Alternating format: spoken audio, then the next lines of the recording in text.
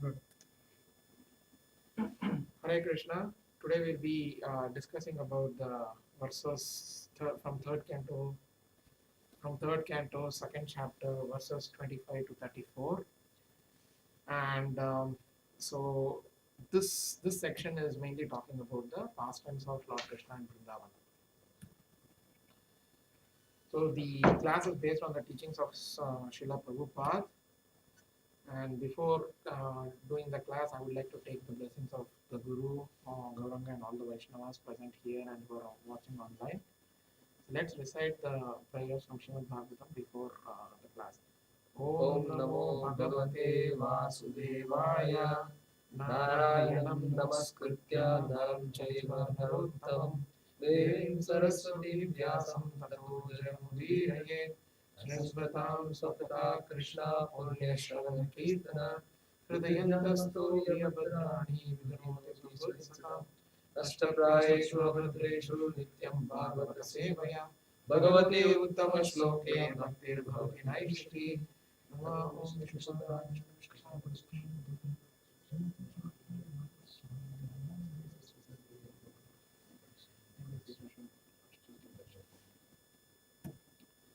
So before we jump into today's session, I would like to actually give a little recap of what we have discussed till now, like maybe the past two sessions.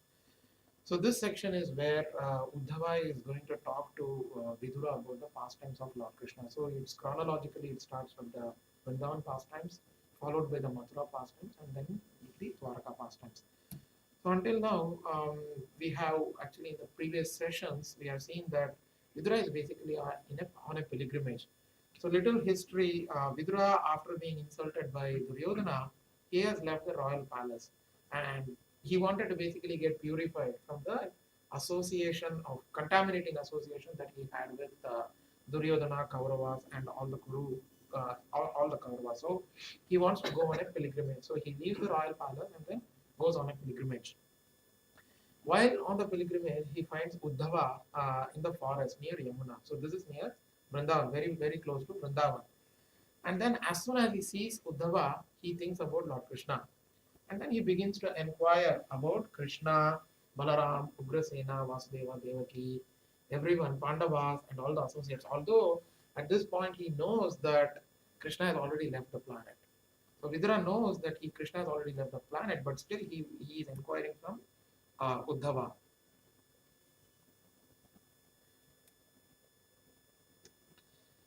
And the Uddhava's response is very, very overwhelming. So he's basically in separation of Krishna. He is completely overwhelmed in grief. He's not able to even talk. He's so concentrated that he is almost on the spiritual world.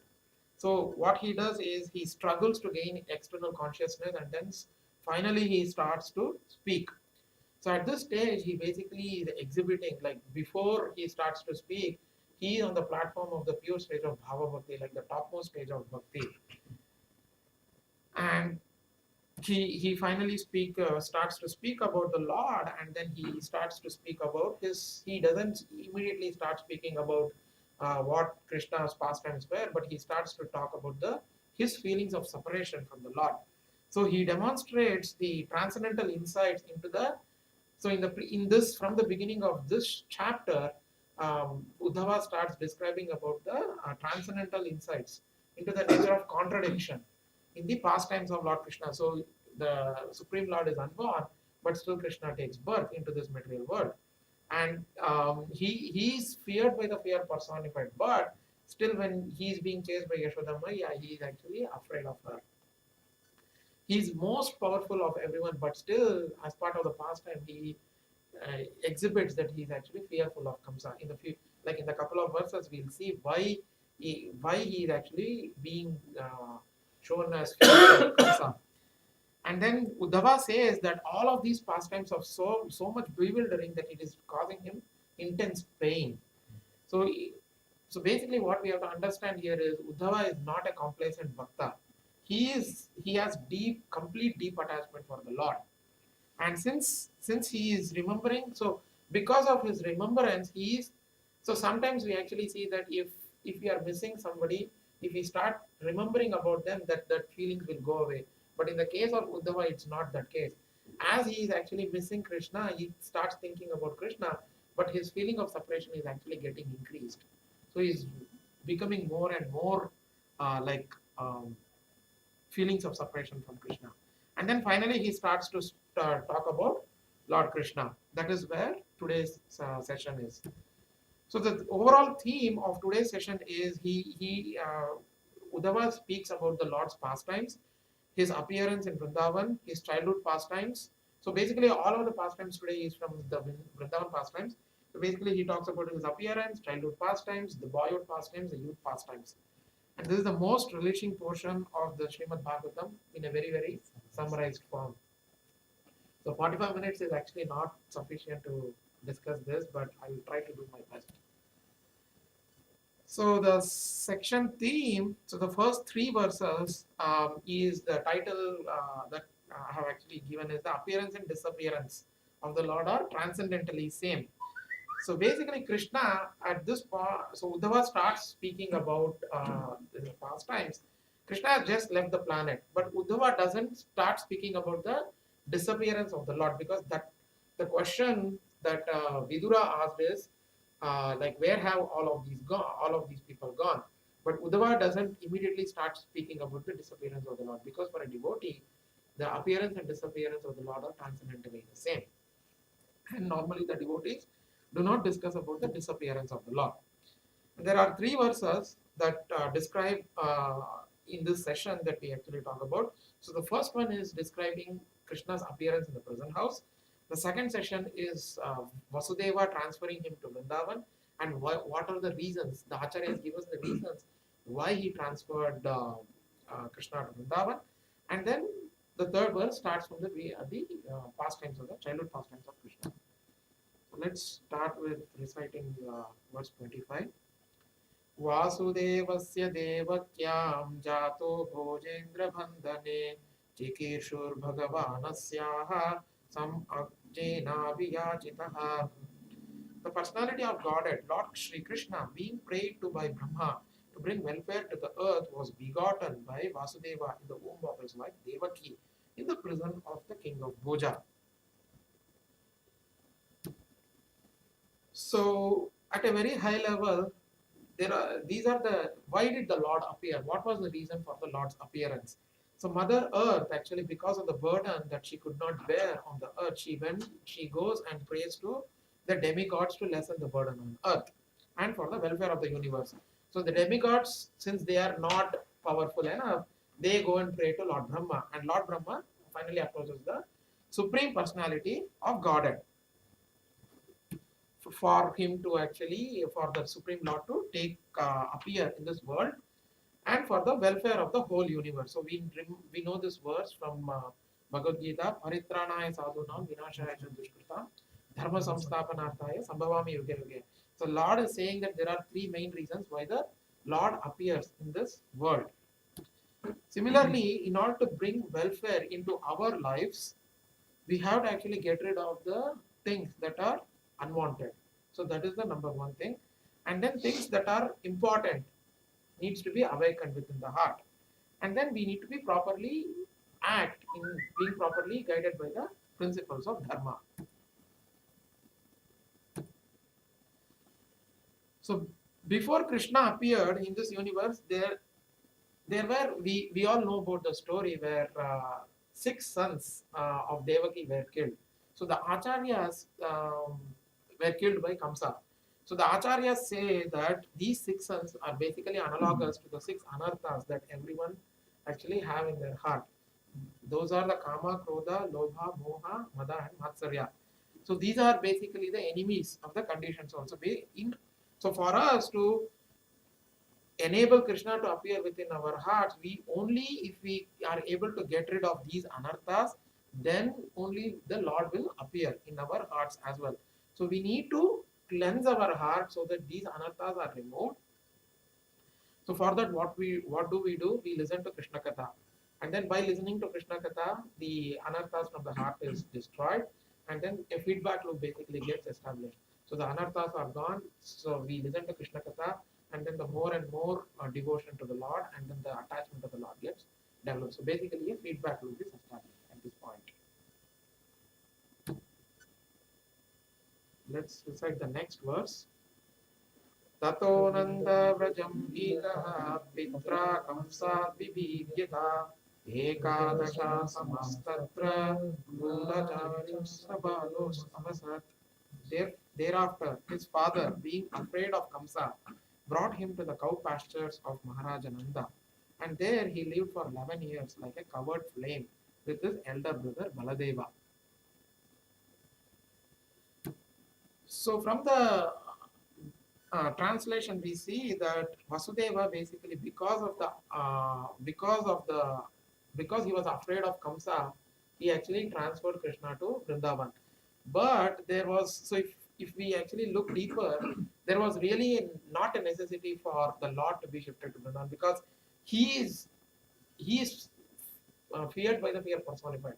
For him, there was no fear basically, but he had to, as part of his leela, he had to actually do this, get this done mainly because of two reasons. First reason is because of the paternal affection of Vasudeva. Since he was afraid, he wanted to fulfill the rasa that he had with his father. And then the second reason was Nanda Maharaj was due to receive his the Lord as his child, and Yashoda was due to enjoy the pastimes of the Lord and then give her love to the Lord. So those were the main two reasons why Krishna was shifted from Mathura to from the prison house in Mathura to Vrindavan. So both of them were Krishna's plans. So one of the names of Krishna is Bhaktavatsala. So he basically enjoys more when someone takes him as his own subordinate. So that actually gives him more pleasure than somebody actually serving him and many of the Brahmins reciting the mantras, Purusha Sukta and everything. If somebody is able to take him as a subordinate, he enjoys that much, much more. So at this point, we are being introduced to the rasa of different rasas. So Uddhava, through Uddhava, the different rasas are actually being introduced. So, so because of the transcendental exchanges between the Lord and his devotee, for both of them, the pleasure potency is actually increasing. So the Lord is also getting the the pleasure by fulfilling the desires of his devotee, and the devotee is also getting his pleasure is increasing because he is able to serve the Lord with full of his heart.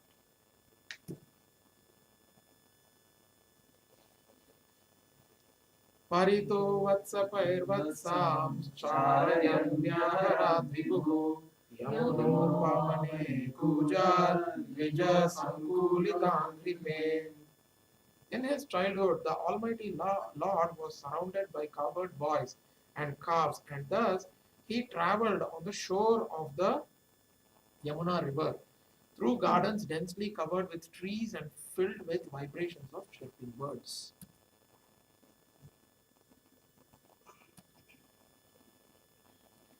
So verse is basically describing the pastimes. So from this point onwards, the childhood pastimes of the Lord starts. And this verse is describing one of the childhood pastimes. So the Lord is basically around 4 years old at this point. And he is being put in charge of the calves. And so Vrindavan's, Prabhupada, Prabhupada actually mentions about the very, very pleasing scenes in the Vrindavan, like the chirping birds and then the different animals roaming around and on the banks of Yamuna. But within this pleasing scene, there is also this mischief being done by the Kamsa and his henchmen. So in the purport, there is a metaphor that Prabhupada gives about the covered flames of fire.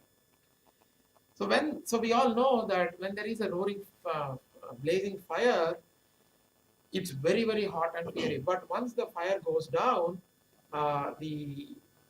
it's just covered with ashes. But still, that charcoal, which is red hot, still has the potency. So here, Krishna, although he is very, very young, very small, 4 years of age, still he is very, very like these. Kamsa is actually sending all of his demons to actually try to kill Krishna. But although he is very small, he is being referred to as this covered by the flames of fire, because he still has that potency where he can actually kill all of them, although he is a very small, but he's a supreme lord, so he can do anything.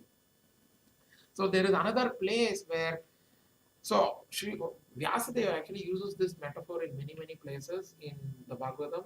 There is another place where the same metaphor is used. This is the pastime of when Putana approaches Krishna. So to kill him basically. So Putana is being referred at that point as, I think, razor sharp sword inside a sheath, covered sheath, and then Krishna again there is being referred to as the covered flames of fire. So here Prabhupada and the Acharyas are saying that although however powerful you are, the demons are, Krishna is still like, although he is very, very tiny, he has the potency to actually get rid of all of you. So that is the message here. So I think in this purport, Prabhupada also mentions about, I don't know whether it is in this verse or a further verse, he mentions about cows being of blue, yellow colors actually. I don't know, like, I haven't seen any yellow cows and blue cows and all, but I think in Vrindavan, Neel guy. In Golden Parvat. I think. So that is what he referred to as blue. So the same Vrindavan exists today as well, and it is fully transcendental. So externally, so many of us when we actually go to Vrindavan, we might complain that it is very dirty and like everything is lying in all the places. But the potency is there because the Lord actually played in that place. So that although it is externally it is not pleasing to our eyes, but it is still very, very potent place. We cannot see him because due to our imperfect senses. So another very irony here is that Uddhava and Vidura are discussing about the pastimes of the Lord in Vrindavan, right? Where his appearance and disappearance of the Lord. So it's very ironical that Krishna is present there like eternally, but they are actually discussing about his appearance and disappearance. It's all part of the Leela. So what is the practical application that we can take from this verse? So wherever the Lord's pastimes are spoken, the Lord is present. So listening to Srimad Bhagavatam is very, very uplifting and elevating. So we know this verse from Bhagavatam in the first canto, Shinvata Swakata Krishna Punyashramana Kirtana Hridayantastobi Abhadrani Vidnoti Surutsata Nashtapraya Shabhadrish Nityam Bhagavata Seveya Bhagavati Uttamashloke Bhaktir Bhartinashtaki. So if you are able to listen and hear Srimad Bhagavatam and recite Srimad Bhagavatam every single day without fail, it is very, very elevating. And on special occasions like Lord's appearance day and then Acharya's appearance, disappearance, and then Ekadashi, we should increase our hearing, chanting, reading, discussing about the Lord. So that will be very, very elevating and it will improve our consciousness. And then slowly get us detached from this material world and then slowly go through the process of bhakti. Like go through the steps, the ladders of bhakti. And then we can achieve the goal of feeling the presence of the Lord for at least, or we can at least feel being qualified for the presence of the Lord when we are able to hear on a daily basis and recite on a daily basis. We will at least get that feeling that okay, the Lord is present and we can take his shelter. We'll go to the next section. So the next section is 2 verses. So the theme of this section is the mode of intimacy supersedes veneration. So basically here the childhood pastimes of Krishna is being summarized by Uddhava. Kaumarim darshayamschesam prekshaniyam rajaukasam Rudanimahasamsmugda balasimhavalokana. When the Lord displayed his activities just suitable for childhood, he was visible only to the residents of Vrindavana. Sometimes he would cry and sometimes laugh just like a child, and while doing so, he would appear like a lion cub. So there is another metaphor here.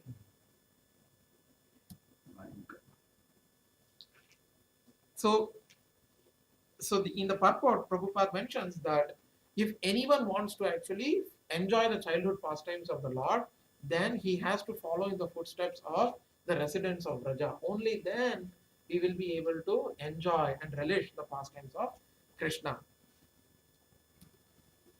So as I mentioned, there is another metaphor here, appear like a lion cub. So lion is the king of the forest, and all the animals, everybody actually in the forest is afraid of the lion. But a lion cub is very, very innocent and it's very cute and playful. Nobody is afraid of it. So we uh, haven't seen the movie The Lion King, but many of them have actually told about where the lion cub actually they show how the lion cub is being taken care, how all of the animals in the forest are so close to the cub. And so I yesterday when I was writing the purport from the yeah, not the purport, the presentation, I remembered that actually. So similar to that, Krishna is actually just showing his childlike nature. He is sometimes crying, he is sometimes laughing, just like the playful nature of a lion cub. But still, the one thing we have to remember is, although he is actually laughing and crying like a small child, as a small child, he still is the supreme Lord, and then he is fully powerful even at that point. So the loving exchanges between the Lord and the devotees are depicted here. So in this verse, in the purport, Prabhupada actually talks about the parental affection, the friendship, the servitorship, conjugal rasa. So Madhuri rasa, Vatsalya, Sakhya rasa, and then the Dasya rasa. So in Vrindavan, Krishna is basically the life and soul of everyone. So everybody's life in Vrindavan was revolving around Krishna. So if Krishna likes something, everybody will do that and then give it to Yashoda. If Krishna wants to play something, everybody will do that. And so for us to actually, the important point for us to take from this verse is, if we really want to, when we are reading the Srimad Bhagavatam or the Krishna book, if we really want to enjoy the pastimes of the Lord in Vrindavan, then we have to be in the mood of the Vrajavasis. Otherwise, we won't be able to relish whatever the pastimes are.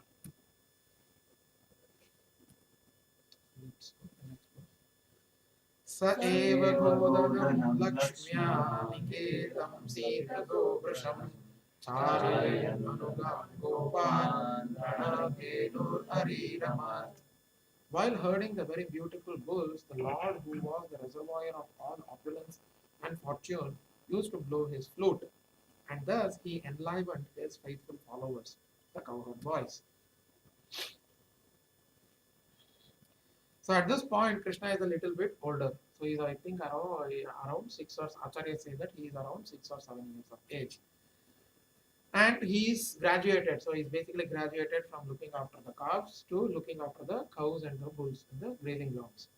So there is a very nice pastime I heard from Radhanath Maharaj or Rompal Maharaj, that before he went on grazing, Yashoda actually she did a ceremony, big ceremony. She just wanted a excuse for doing ceremonies in Vrindavan. So what happens is, she tries to do she does a very very big ceremony before sending him off to the grazing ground. But Krishna actually insists that, and she gives him a very colorful pair of shoes, small shoes.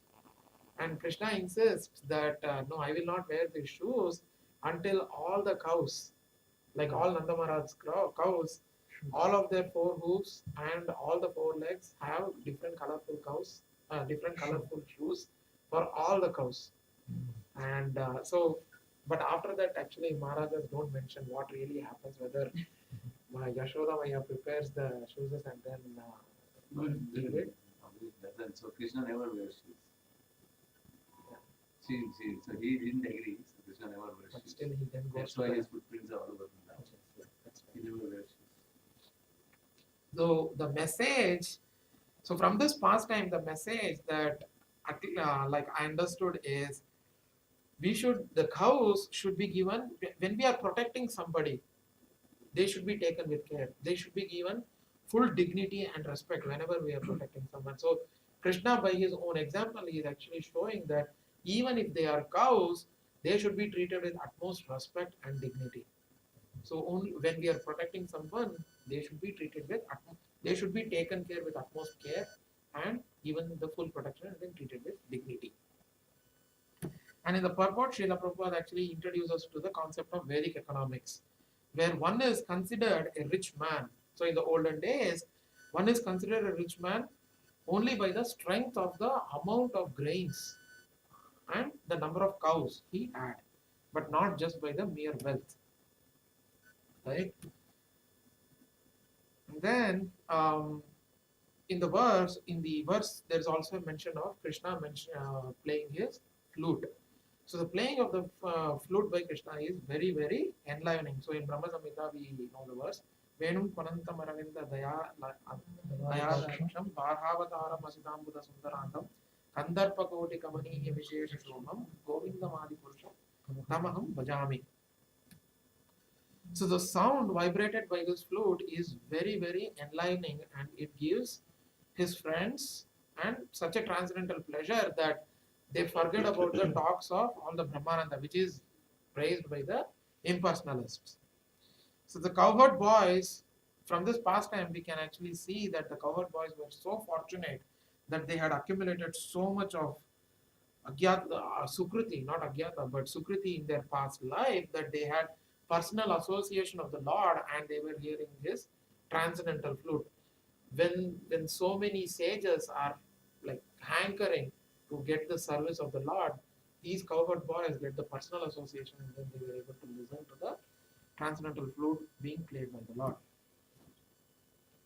So we already discussed this, that Krishna is showing by his own example that the necessity of life comes from grains and cows and not by the mere money. Okay, what is the practical application? So cow protection is extremely important. And there is, so we are all in the IT field and we know that when there is an economic downturn, so there is so much of problem in the US economy, it actually has a ripple effect all over the world.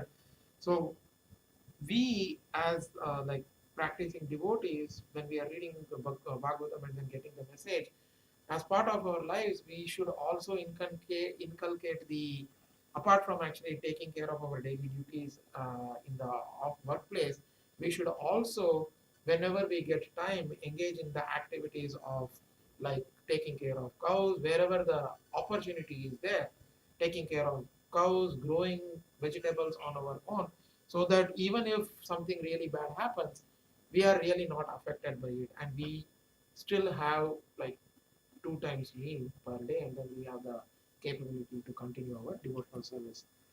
So Srila Prabhupada actually used to say that when, if a temple is very, very well established, then the devotees should actually get a piece of land and show the concept of simple living and high thinking.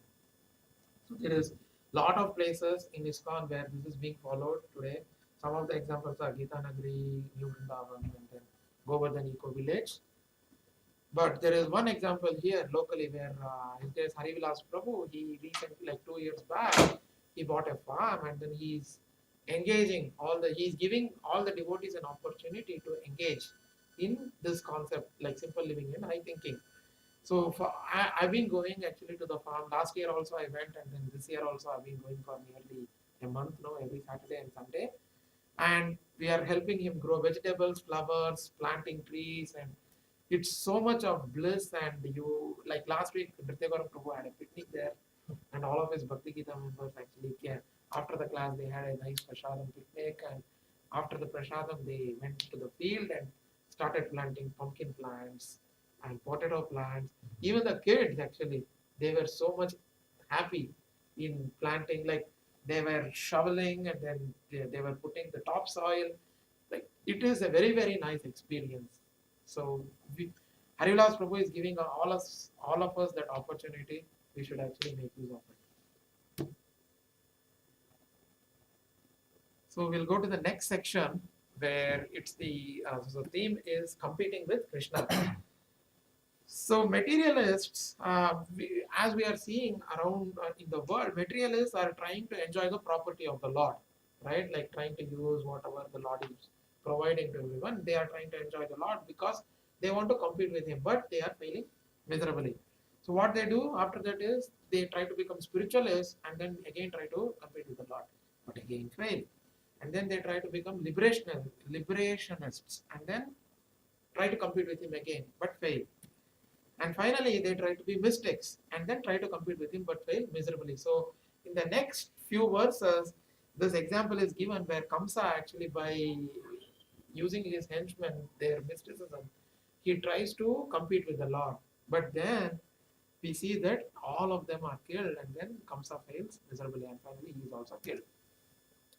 So the message is perfection is not to become equal to the Lord, but to serve him with one's heart and soul. So we have to be the servant of the Lord rather than trying to be the master. Let's recite the verse. Prayuktan bhojarajena mayina kamarupinaha Leelaya vyudhatamstan balakridanakan iva. The great wizards who were able to assume any form were engaged by the king of Bhoja, Kamsa, to kill Krishna. But in the course of his pastimes, the Lord killed them all as easily as a child breaks dolls.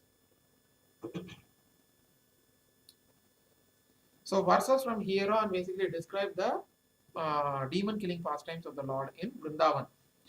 So Kamsa, as we all know, wanted to like after Krishna takes birth, he in the previous verse we saw that Vasudeva moved took Krishna to Vrindavan, but Kamsa comes to know that Krishna is actually in Vrindavan, and then he starts engaging his many of his wizards to kill Krishna.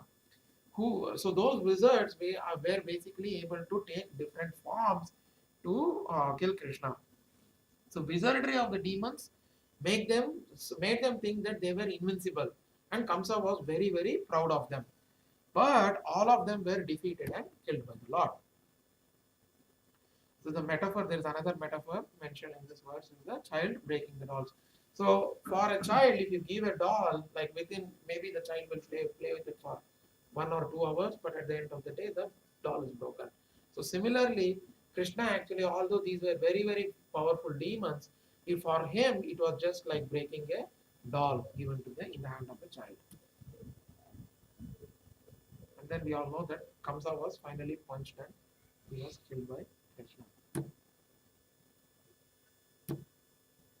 So one shouldn't become perfect by mystic power, but the process of perfection is to go to the stage of bhakti gradually and then become a perfect servant of the Lord. So even then we have to understand that one cannot attain the equal full perfection of the Lord. So we all know that the Lord has 6 opulences in full.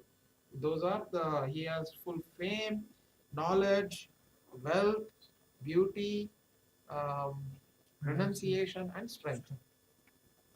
So one shouldn't basically, so there are many people in the world who try to imitate the Lord, right? So they try to actually decorate themselves and then put all kinds of makeup so that they can look very very beautiful. But after a few years they become old and they try to get more makeup to hide their wrinkles and so on. And then people try to accumulate so much of wealth in the world. They try to actually like conquer everything, but when we die, we are not going to take anything with us. So people don't realize that as well. So the point here that I'm trying to make is one shouldn't try to imitate to get the opulences that the Lord has, but just be his servant. So the Lord will actually give whatever is needed to the devotee. Then I heard this from Rompad Maharaj in his class, uh, where he says that in all of these pastimes, the Lord appears to be a human, right? Although he appears to be a human here, he is still the Lord. Even when he is playing in the lap of his mother, he is still the Lord. Even when he is actually going out to the cowherd boys, he is still the Lord. And even when he actually goes with his friends to play in the forest, he is still the Lord. So all of them, they were actually in that rasa where they were covered. Although he was the Supreme Lord, they were not realizing that they were actually getting the association, so much intimate association of the Lord. But we are actually not at that level. So whenever we see some of the acts of the Lord, very, very simple acts of the Lord, we should actually not make the offense thinking him to be just a normal human being. He is whatever pastimes he does, he is still the Supreme Lord. So bottom line is to basically get rid of the uh, motivation or the idea of becoming equal to the Lord. So that is what we have to get from this verse. Vipanna visapanena nirya bhujeni nigriya bhujagadipam uttamtyapayaya bhagavan tattoyam prakriti. The inhabitants of Vrindavana were perplexed by great difficulties because a certain portion of the Yamuna was poisoned by the chief of the reptiles, Kaliya. The Lord chastised the snake king within the water and drove him away. And after coming out of the river, he caused the cows to drink the water and proved that the water was again in its natural state. So this is basically Kaliya Leela. So we can talk about this entire pastime for hours and hours. So, so we all know about this pastime. So I just put some pictures where like the sequence of the pastimes is depicted. So one thing I would like to mention here is I heard from there was a in South India, I think it's Velukudi or somebody gave a talk about the Kalya Leela, and I heard that he mentioned that so Kalya actually tries to be very, very intelligent. So first, what he does is he tries to lift his hoods, millions of hundreds and thousands of hoods one by one, right? And then Krishna actually starts jumping from one wood to another wood and then another wood. But then after that, Kaliya thinks that, oh, Krishna, actually this little boy is very smart. Let me actually take all my different of my heads like randomly, and then he does that, and that is the reason there is this Kaliya Nartanam when the Lord actually dances on the hoods of the Kaliya. There is a very, very nice dance that in South India they do. It's called the Nagaswaravali. So the swaram itself, the kriti itself is based on the dancing of the Lord. It's very, very beautiful. If you get a chance, you should listen. Let's recite the next verse.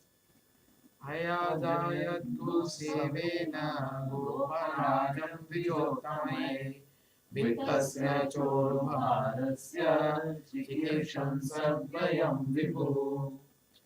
The Supreme Lord Krishna desired to utilize the opulent financial strength of Maharaja Nanda for worship of the cows, and also he wanted to give a lesson to Indra, the king of heaven. Thus he advised his father to perform worship of Go, or the pasturing lands and the cows with the help of learned Brahmanas. So this is the Govardhan Lila. So again, we can talk about hours and hours about this pastime, and we have this festival also, Govardhan festival, where we actually do the sweet and then offer to the Lord. So the main theme here in this verse is value. So the Krishna is basically showing the value of the worship of the cows. And another important point that is brought out in this verse is the absence of the necessities to worship the demigods. But still, there is a mention of the demigods. Why is it present? Although it is not required. Basically, for the two reasons. Enable those who do not accept the authority of the Supreme Lord. So they don't want to accept the higher authority, and help those kind of people to accept that there is a superior authority. Like we know many people here worship like like at least in the forest, so the tribal people they worship trees and animals and things like that, right? So the worship of the demigods is there to give them a chance to understand that there is a superior authority, and gradually they can come to the understanding that above all of them is a supreme Lord. So in the second canto, there is a so we all know that there is a clear description of if you want this, you worship this particular demigod. If you want to get married to a good girl, you worship Katyayani, and if you want to, it's the other way around also. I think if you want to get married to a good boy, then worship Katyayani, and if you want a lot of wealth, worship Lakshmi Devi and things like that. But after all of that, there is one verse where it is said that whatever may be the case, if you worship the Supreme Lord, He gives everything. So what is the verse? Kama sarva kamo va moksha kama udarvihi tivrena bhakti yogena yajete purusham param. A person who has broader intelligence, whether he be full of material desire, without any material desire, or desiring liberation, must by all means worship the Supreme Whole, the personality of Godhead. So if he comes to this understanding that the Supreme Lord can provide everything, then there is really a not need to worship the demigods, but because everything is already included in the worship of the Supreme Personality of Godhead. So in the next verse, Varshitindra Vrajakopa Bhagdamaneti Vipradaha Gotralila Kapatrena Tatro Bhadranugraha. O sober Vidura, King Indra, his honor having been insulted, poured water incessantly on Vrindavana, and thus the inhabitants of Vraja, the land of cows, were greatly distressed. But the compassionate Lord Krishna saved them from danger with his pastime umbrella, the Govardhan hill. So I tried something interesting with this PPT slide.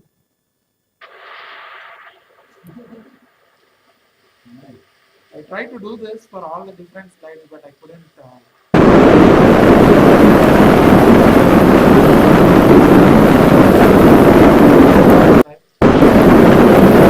Wonderful pastime of the Lord. We can talk about this pastime for hours and hours together. We'll go to the next verse. Sarachasi karayamrishtam manayan rajani mukham gayan kalapadam reve strinam mandala mandanaha. In the third season of the year, the Lord enjoyed as the central beauty of the assembly of women by attracting them with his pleasing songs in an autumn night, brightened by moonshine. So this is the Rasa Leela pastime of the Lord. So again, I put some pictures.